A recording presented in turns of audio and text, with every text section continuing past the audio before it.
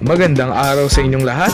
Ako nga pala si John Aaron Piquelente from Yunes 12-2 at ngayon, samahan niyo ako sa aking travel vlog kung saan hindi natin titignan ang kagandahan ng isang kapaligiran kundi aalamin din natin ang kanyang kagandahan at paano siya naging parte ng ating kasaysayan.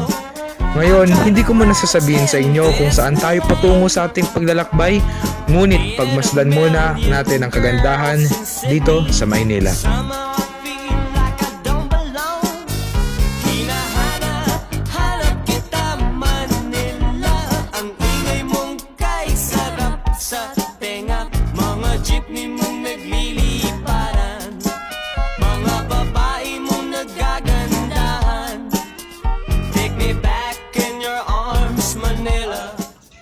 Ano na natin to, blur out na natin to.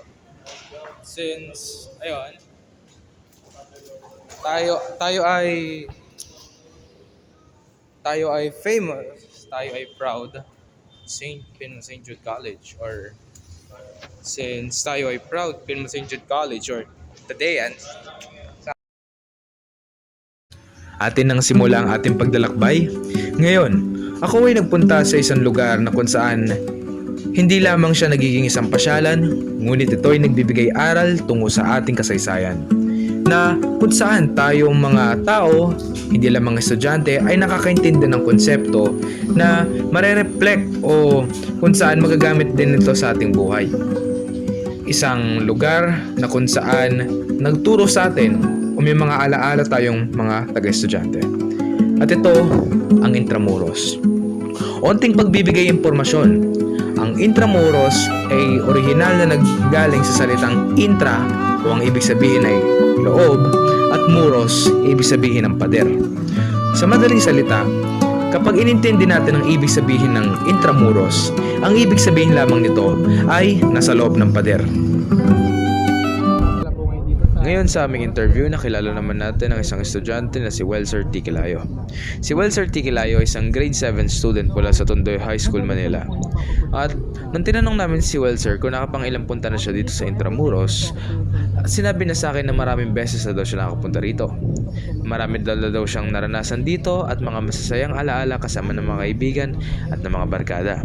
Sa pangalawang katanungan naman natin kay Welser, tinanong natin kung ano yung isang bagay na hindi niya makalimutan sa lugar na to. Ang sinagot naman sa amin ni Welser ay mga masasayang alaala kasama ng mga kaibigan niya. Dahil simula ng paglaki ni Welser, lagi niyang kasama ang mga kaibigan niya simula at kabataan sa pagpunta sa Intramuros. Ngayon daw na lumaki na sila, sadyang nagkawatak-watak na sila. Sa pangatlong tanong naman natin para kay Welser, tinanong natin kung ano yung bagay na nararamdaman niya sa lugar na to. Ayon daw sa sagot ni Welser, nakakatulong daw ang lugar na to sa kanya upang magbigay comfort or nakakaramdam siya ng ginhawa sa kanyang buhay sa tuwing siya ay may kinakaharap na isang problema. Katulad natin mga estudyante, katulad din natin ibang mga tao, kapag may mga problema talaga na hindi natin masolusyonan, mas pinipili na talaga nating magpahangin at takbuhan. At sa pahuling tanong ni Welser, paano niya may rekomenda ang lugar na ito? Ayon kay Welser, may recommend niya ang lugar na Intramuros katulad sa mga ibang kabataan na kung saan gusto nilang magsaya at magpasyal at bumuo ng masasayang alaala.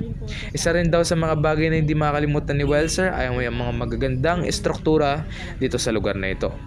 Isa daw sa mga paborito niya ang lugar ay ang Manila Cathedral at ang Baluarte.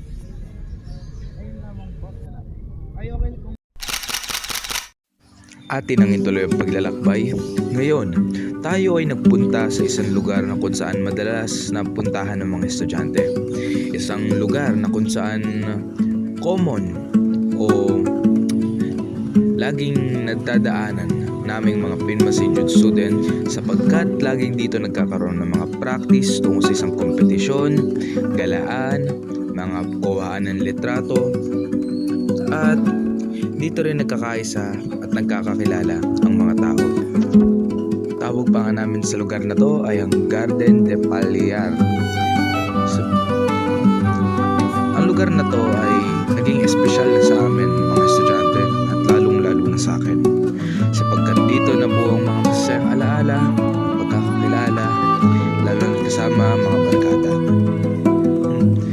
Dito rin ay isa sa mga lugar kung saan ka makakuha ng kapayapaan dahil sa kagandahan ng kapaligiran at ang nakukuha mo rin katahimikan. Ngayon, papunta tayo sa lugar na kung saan nagiging takbuhan ko ng problema. Dahil kapag ako'y pumupunta rito sa Intramuros, naintindihan ko na hindi lang ako nag-iisa.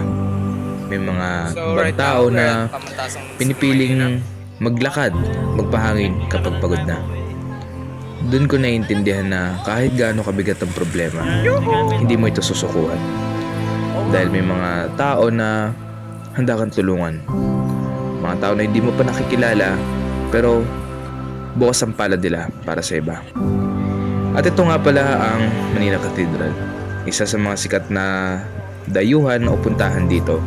Ngunit pumupunta lamang ako dito tuwing madaling araw para umupo at pagpahangin sa tapat ng simbahan. Dahil dito, nagkakaroon ako ng oras tungo sa refleksyon ko sa mga bagay na nangyari sa aking buhay.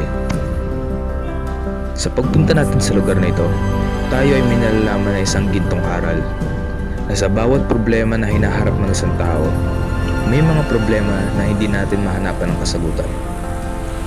Ngunit sa tamang oras, ito ay ating malalagpasan. Isang konsepto ng aral na mahahawig natin sa kahalagahan ng ating kasaysayan. At muli, si John Aaron Quilente at ito ang aking lakbay sa Naysay.